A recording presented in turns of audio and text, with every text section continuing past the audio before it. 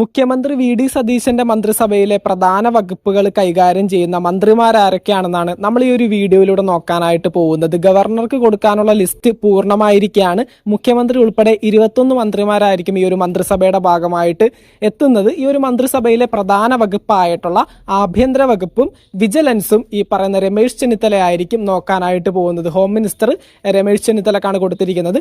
മുഖ്യമന്ത്രി ആയിട്ടുള്ള V D Satheesan അതിനോടൊപ്പം തന്നെ ഫിനാൻസ് വകുപ്പും തന്റേതാക്കി മാറ്റിയിട്ടുണ്ട്. അതായത് ഈ പറയുന്ന മന്ത്രിസഭയിലെ 1-ാം സ്ഥാനമായിട്ടുള്ള മുഖ്യമന്ത്രിയും 3-ാം സ്ഥാനമായിട്ടുള്ള ഫിനാൻസ് വകുപ്പും മുഖ്യമന്ത്രി വി ഡി സതീശൻ തന്നെയായിരിക്കും നോക്കുന്നത്.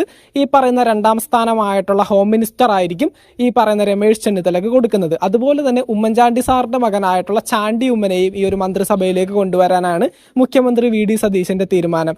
അതുപോലെ തന്നെ മുസ്ലിം ലീഗിൽ 5 മന്ത്രിസ്ഥാനമാണ് കൊടുക്കുന്നത്. അതിൽ പി കെ കുഞ്ഞാലിക്കുട്ടി എന്തായാലും ഒരു മന്ത്രിസ്ഥാനത്തേക്ക് എത്തും. അതുപോലെ തന്നെ എം ഷംസുദ്ദീനും പി കെ ബഷീറും ഈ ഒരു മന്ത്രിസ്ഥാനത്തേക്ക് വരാനായിട്ടാണ് ഇപ്പൊ സാധ്യത കാണുന്നത്.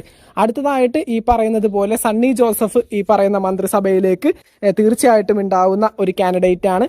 അതുപോലെ തന്നെ എം വിൻസെന്റും ബിന്ദു കൃഷ്ണയും ഷാനിമോൾ ഉസ്മാനും ഈ ഒരു മന്ത്രിസഭയുടെ ഭാഗമായിട്ട് തീർച്ചയായിട്ടും മന്ത്രിമാരാവുന്നതായിരിക്കും. ചാണ്ടി ഉമ്മന് കൊടുക്കാൻ പോകുന്നത് ഏത് മന്ത്രിസ്ഥാനമാണെന്ന് ഇതുവരെ ഫിക്സ് ചെയ്തിട്ടില്ല.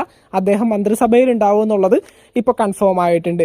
എന്തൊക്കെയാണെങ്കിലും വി ഡി സതീശൻ സാർ ആഭ്യന്തര വകുപ്പ് എടുക്കും എന്നാണ് നമ്മൾ വിചാരിച്ചിരുന്നത്. പക്ഷേ രമേശ് ചെന്നിത്തലക്ക് ഈ പറയുന്ന ആഭ്യന്തര വകുപ്പ് വേണമെന്ന് അദ്ദേഹം ആവശ്യപ്പെടുകയും അദ്ദേഹം ഈ പറയുന്ന മന്ത്രിസഭയിൽ വേണമെന്ന് മുഖ്യമന്ത്രിയായിട്ടുള്ള വി ഡി സതീശൻ സാറിന് എന്തായാലും അങ്ങനെ ഒരു ആഗ്രഹം ഉള്ളതിന്റെ പേരിൽ തീർച്ചയായിട്ടും ആ ഒരു ഹോം മിനിസ്റ്റർ പദവി ഈ പറയുന്ന രമേശ് ചെന്നിത്തലക്ക് വിട്ടുകൊടുത്തുകൊണ്ട് മറ്റൊരു പ്രധാന വകുപ്പായിട്ടുള്ള ധനം എന്ന ഫിനാൻസ് വകുപ്പ് മുഖ്യമന്ത്രി വി ഡി സതീശൻ നോക്കുന്നതായിരിക്കും. ഈ പറയുന്ന കേരളത്തിന്റെ സാമ്പത്തിക ശേഷി ഉയർത്തുന്ന രീതിയിൽ ഒത്തിരി പ്രൊജക്ടുകൾ ഈ പറയുന്ന കേരളത്തിലേക്ക് കൊണ്ടുവരുന്ന രീതിയിൽ കോസ്റ്റൽ ഷിപ്പിംഗ് ഉൾപ്പെടെയുള്ള ഒത്തിരി പ്രൊജക്ടുകൾ തൻ്റെതായിട്ട് കൊണ്ടുവരാനായിട്ട് വി ഡി സതീശൻ തീരുമാനിച്ചിട്ടുണ്ട്. അതുകൊണ്ട് തന്നെ മുഖ്യമന്ത്രിയും ഈ പറയുന്ന ഫിനാൻസ് മന്ത്രിയുമായിട്ട് അദ്ദേഹം വരുന്ന സമയത്ത് ഒത്തിരി പ്രയോജനങ്ങൾ കേരളത്തിലെ ജനങ്ങൾക്കും ഒത്തിരി ജോലി സാധ്യതകൾ നമ്മുടെ കുട്ടികൾക്കും ഉണ്ടാവാനായിട്ടുള്ള സാധ്യതയുണ്ട്.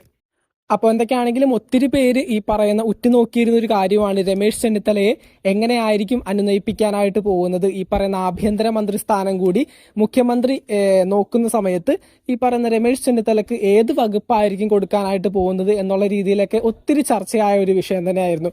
പക്ഷേ ഈ ഒരു സമയത്ത് അദ്ദേഹം മന്ത്രിസഭയിൽ വരണമെങ്കിൽ ആഭ്യന്തര മന്ത്രിയാകണമെന്ന് പറഞ്ഞപ്പോൾ തീർച്ചയായിട്ടും അദ്ദേഹം മന്ത്രിസഭയിൽ വേണമെന്ന് വി ഡി സതീശൻ സാറിന് ആഗ്രഹമുള്ളതിന്റെ പേരിൽ അദ്ദേഹം ആഭ്യന്തര മന്ത്രിസ്ഥാനം രമേശ് ചെന്നിത്തലക്ക് വിട്ടുകൊടുത്തിരിക്കുകയാണ്.